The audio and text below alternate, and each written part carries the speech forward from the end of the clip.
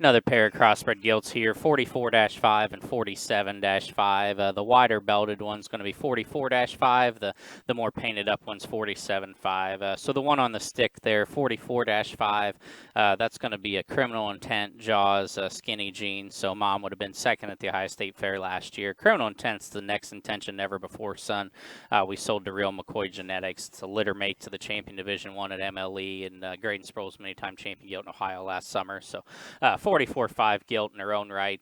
I think one that brings a lot of positive attributes to the table. She's got a stout skull on her that she's long in terms of her neck. She's got an awesome running gear, and her back shape and just natural body shape for a young gilt this size, I think is near ideal. And she's still at the same time for being a shapely kind of dense maid. When she still reads like she's green, she reads like she's immature, and reads like one this size should. I think that it's a gilt that has a very, very high ceiling in terms of what you want to do. She looks like she could be one that could be ready to show pretty early, and at the same time, she looks like one that could have a long, stretched-out show career as well. So that's 44-5, a gilt we think has tons and tons of value. And then 47-5 is the painted-up gilt, so she'd be a backbone, next intention, family ties.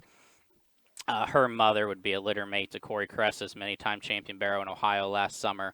Grandma we would have picked up from Mox, and I think this one is just sharp-looking and elegant, and still has some extras. That's an incredibly attractive one in the front third of her skeleton, that she's still stout in terms of her skull and her jaw. And read her at the ground in terms of just her foot set and her toes. She's going to be big and dense, and just her natural just expression, her muscle pattern reads about dead on for where they need to be. And then when that one kind of gets going and rolling, she's sound, she's athletic, and she's good looking, but she reads like all of those extra things that you need to hang banners are going to come. I think a pair of gilts in here that are very, very high quality. The wider belted one was 44-5.